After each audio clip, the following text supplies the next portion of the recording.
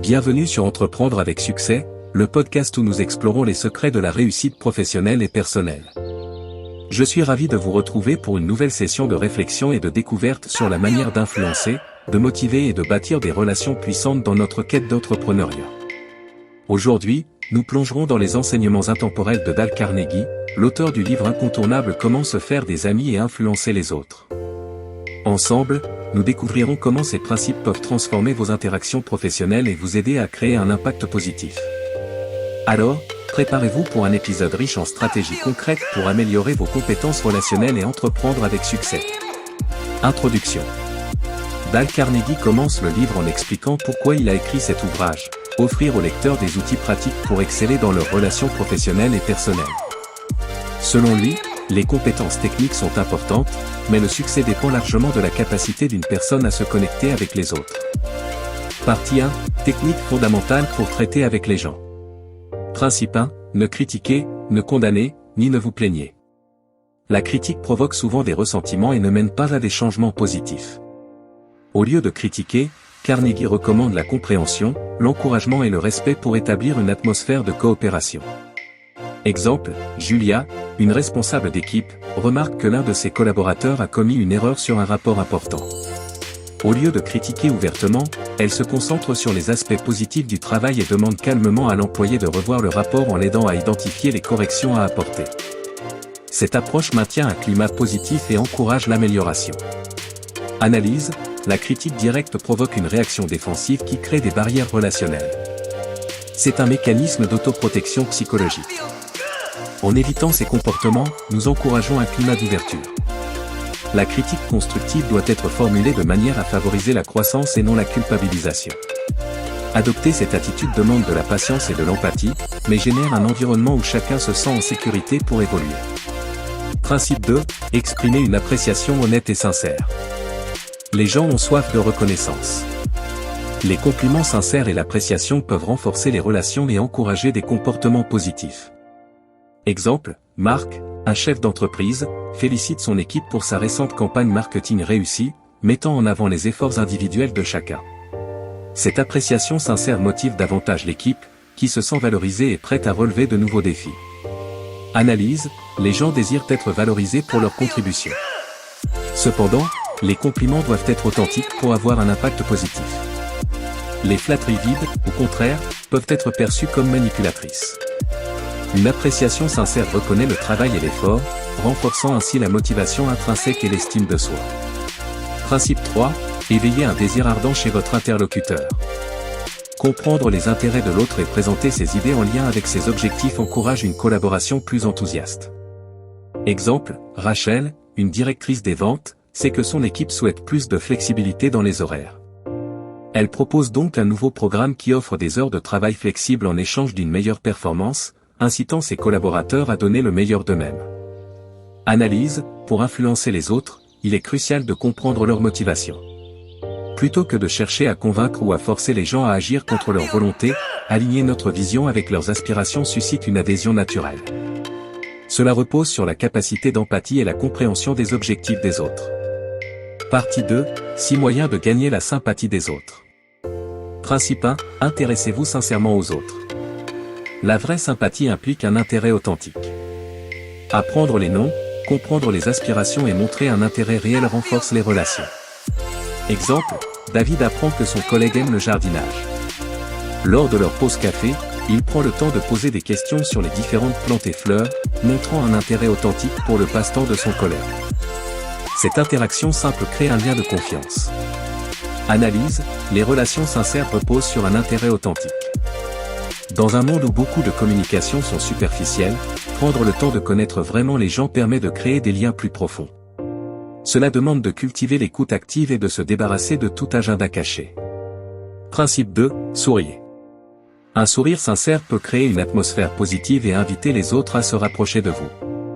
Exemple, Sophie, une hôtesse d'accueil, sourit toujours chaleureusement en saluant les visiteurs de son entreprise. Son sourire crée immédiatement un climat accueillant et détend les personnes qui viennent avec des préoccupations. Analyse, le sourire est un geste universel qui désamorce les tensions et crée une atmosphère positive. Il ouvre la porte à la conversation et aux interactions.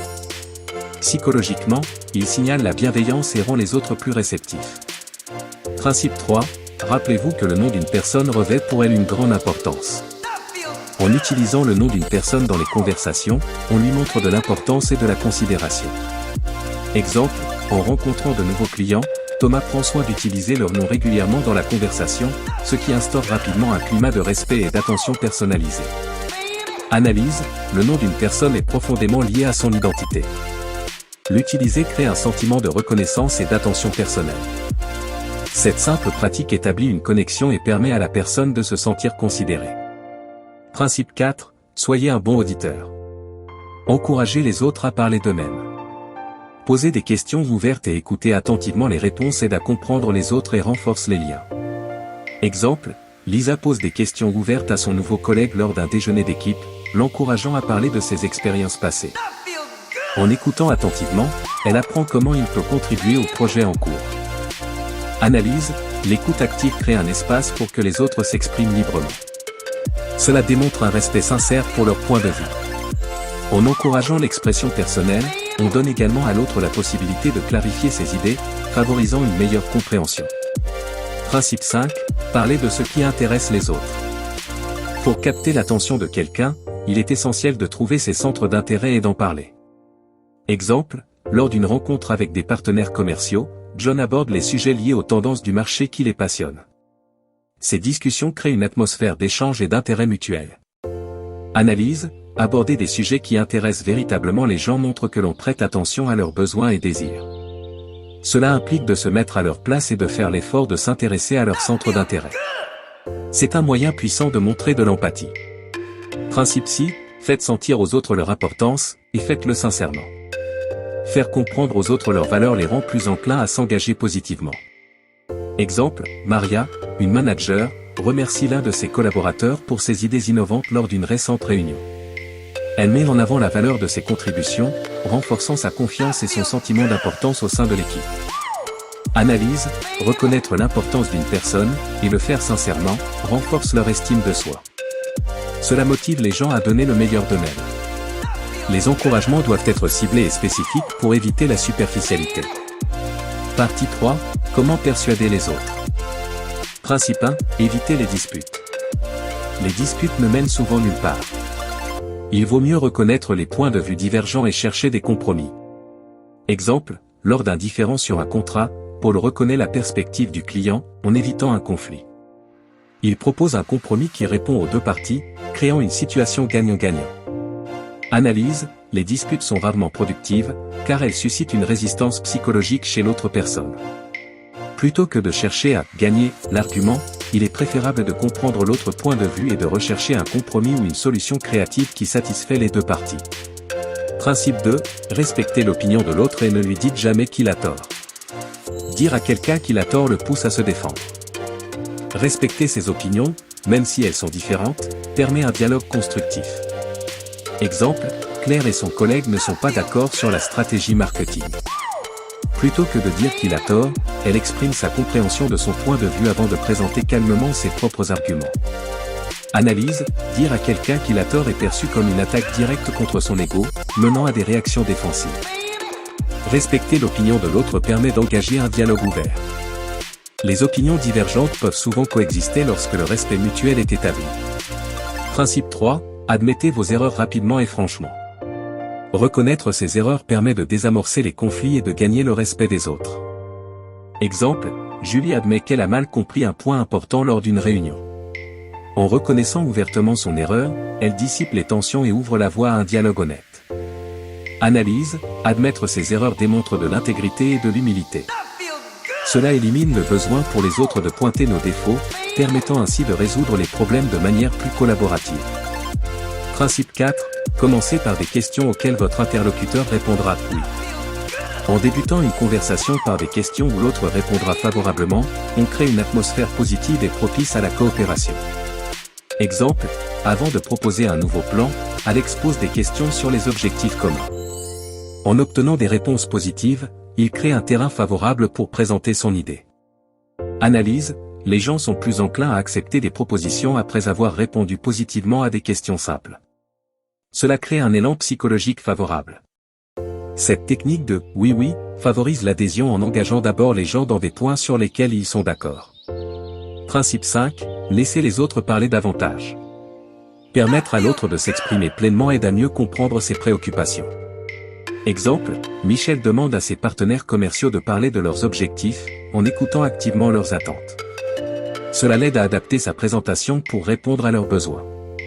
Analyse, donner aux autres l'espace pour s'exprimer crée un environnement où ils se sentent écoutés et compris. Cela renforce la relation et permet de mieux cerner les besoins et désirs de chacun. Principe 6, faites en sorte que l'autre ait l'impression que l'idée vient de lui. Suggérer des idées en laissant les autres les faire leur encourage leur engagement. Exemple, David suggère une nouvelle approche à son équipe en posant des questions qui guident naturellement vers la solution. Ainsi, ils adoptent l'idée comme étant la leur. Analyse, les gens acceptent plus facilement les idées qu'ils croient être les leurs. En guidant subtilement les autres vers une conclusion, ils se sentiront plus responsables de sa mise en œuvre. Principe 7, essayez honnêtement de voir les choses du point de vue de l'autre. Adopter la perspective de l'autre favorise l'empathie et la coopération. Exemple, en préparant une présentation pour un client, Sarah prend en compte leurs contraintes budgétaires et adapte ses recommandations en conséquence. Analyse, l'empathie, ou la capacité à voir les choses du point de vue d'autrui, est essentielle pour résoudre les conflits et établir des relations positives. Cela permet de mieux comprendre les motivations, peurs et espoirs de l'autre. Principe 8, montrer de la sympathie pour les idées et les désirs des autres. L'écoute active et l'empathie montrent aux autres que leurs préoccupations sont comprises et prises en compte. Exemple, lorsqu'un collègue parle de ses ambitions professionnelles, Lisa l'écoute attentivement et lui offre des conseils sincères pour l'aider à les atteindre. Analyse, en montrant que l'on comprend et soutient les aspirations des autres, on crée un sentiment de solidarité. Les gens se sentent plus enclins à coopérer lorsque leur vision est reconnue. Principe 9, faites appel aux motivations les plus nobles. Faire appel aux valeurs les plus élevées des autres les pousse à donner le meilleur d'eux-mêmes. Exemple, en encourageant son équipe à donner le meilleur d'elle-même, Henri insiste sur l'impact positif que leur travail aura sur la communauté. Analyse, faire appel aux valeurs élevées incite les gens à agir en accord avec leurs meilleures intentions. Cela transcende les motivations matérielles pour toucher des aspects plus profonds, comme l'altruisme ou l'honneur. Principe 10, dramatisez vos idées. Utiliser des histoires ou des visuels vivants rend les idées plus percutantes. Exemple, pour présenter un nouveau projet, Samantha utilise des visuels attrayants et des anecdotes percutantes pour captiver l'attention de son public. Analyse, présenter des idées de manière vivante et attrayante stimule l'imagination et l'engagement émotionnel. Les gens retiennent mieux les concepts illustrés par des histoires ou des analogies. Principe 11, lancer un défi. Un défi motivant peut inspirer les autres à dépasser leurs propres attentes. Exemple, pour motiver son équipe de vente, Robert leur lance un défi collectif, atteindre un objectif ambitieux tout en offrant un service client exceptionnel. Analyse, les défis stimulent la motivation et l'esprit de compétition. Cela encourage les gens à se dépasser et à exceller dans leurs performances. Partie 4, être un leader efficace. Principe 1, commencer par un compliment sincère et une appréciation. L'ouverture avec des encouragements prépare le terrain pour des critiques constructives. Exemple, avant de donner des retours constructifs à un employé, Olivia le félicite d'abord pour ses réussites récentes, créant un cadre positif. Analyse, ouvrir avec une note positive crée un terrain d'écoute plus réceptif. Les gens sont plus ouverts aux critiques lorsqu'ils se sentent appréciés. Principe 2, pointer les erreurs indirectement. Plutôt que de critiquer directement, les erreurs peuvent être soulignées de manière à encourager une résolution volontaire. Exemple, Jacob préfère dire « Je me demande si nous ne pourrions pas essayer une approche différente ici » plutôt que de critiquer directement l'erreur. Analyse, les erreurs sont plus facilement acceptées lorsqu'elles ne sont pas présentées comme des fautes personnelles. Souligner indirectement permet d'aborder les défauts sans créer de rancœur. Principe 3, parlez d'abord de vos propres erreurs avant de critiquer celles des autres. Admettre ses propres erreurs humanise le critique et ouvre l'esprit de l'autre à la réception des conseils. Exemple, Angela partage une erreur similaire qu'elle a faite dans le passé avant de donner un feedback à son collègue sur son projet. Analyse, partager ses propres erreurs humanise le message et aide les autres à accepter la critique. Cela montre que personne n'est parfait, ce qui ouvre la voie à l'amélioration. Principe 4, poser des questions plutôt que de donner des ordres. Poser des questions permet aux autres de trouver leurs propres solutions et augmente leur engagement. Exemple, au lieu d'exiger un changement dans le planning, Ethan demande, pouvons-nous trouver un moyen d'ajuster cela? Analyse, les questions stimulent la réflexion et l'implication active, ce qui conduit à une meilleure adhésion et à des solutions plus créatives. Principe 5, permettez à l'autre de sauvegarder sa dignité. Même lorsque des corrections doivent être apportées, le respect de l'estime de soi de l'autre favorise une résolution pacifique. Exemple, Laura exprime sa compréhension lorsque son collègue ne parvient pas à atteindre un objectif, offrant une assistance constructive. Analyse, même lors des désaccords, préserver la dignité des autres est essentiel pour maintenir une relation de confiance. Cela réduit les résistances et favorise les solutions coopératives. Principe 6, féliciter les progrès, même minimes. Encourager les progrès, aussi petits soient-ils, motive les gens à persévérer. Exemple, chaque semaine, Sam reconnaît les petites victoires de son équipe pour maintenir un élan positif. Analyse, les petits progrès sont la base des grandes réussites. En félicitant les étapes intermédiaires, on renforce la confiance et la motivation, rendant les objectifs plus atteignables. Principe 7, donner à l'autre une bonne réputation à tenir. Attribuer une réputation positive à une personne l'incite à agir en accord avec cette perception. Exemple, en attribuant à Claire la réputation d'une employée fiable, son manager renforce son désir de maintenir ce statut. Analyse, attribuer une réputation positive encourage les gens à se comporter conformément à cette image. Cela suscite un désir de maintenir cette bonne réputation. Principe 8, encourager les autres. Faites en sorte que les défauts soient faciles à corriger. Montrer confiance et optimisme dans le potentiel de correction inspire les autres à s'améliorer. Exemple, Paul encourage son stagiaire en disant « Je sais que tu es capable de surmonter ce problème. Concentrons-nous sur cette partie pour avancer. » Analyse, rendre la correction des défauts plus accessible réduit la peur de l'échec. Encourager les progrès montre qu'on croit en leur capacité à changer. Principe 9, faites en sorte que l'autre soit heureux de faire ce que vous suggérez. Présenter les idées de manière positive rend les suggestions plus attrayantes et augmente la coopération. Exemple, lorsque Maya propose une nouvelle procédure à son équipe, elle explique comment cela simplifiera leur travail quotidien, ce qui rend le changement plus attractif. Analyse, présenter les suggestions comme bénéfiques aux autres crée un désir naturel de s'engager. Cela transforme une obligation en opportunité, rendant l'action plus attrayante. Conclusion. Comment se faire des amis et influencer les autres reste un manuel intemporel pour quiconque cherche à améliorer ses relations. Les principes universels de Dale Carnegie sur la communication, la persuasion et le leadership offrent une base solide pour établir des relations plus authentiques et plus influentes, que ce soit dans la sphère professionnelle ou personnelle. Merci d'avoir écouté cet épisode de Entreprendre avec succès. Nous espérons que les principes partagés aujourd'hui de Dale Carnegie sur la façon de se faire des amis et d'influencer les autres vous inspireront à bâtir des relations plus solides, à motiver vos équipes, et à créer des opportunités enrichissantes dans votre parcours entrepreneurial. Rappelez-vous que chaque interaction est une chance d'apporter une influence positive, de motiver ceux qui vous entourent, et de construire un réseau puissant autour de valeurs communes. Si cet épisode vous a apporté de la valeur, partagez-le avec vos collègues, amis ou partenaires pour propager l'inspiration. N'oubliez pas de vous abonner pour ne jamais manquer nos prochains épisodes. Restez inspirés, restez motivés, et à bientôt sur Entreprendre avec succès.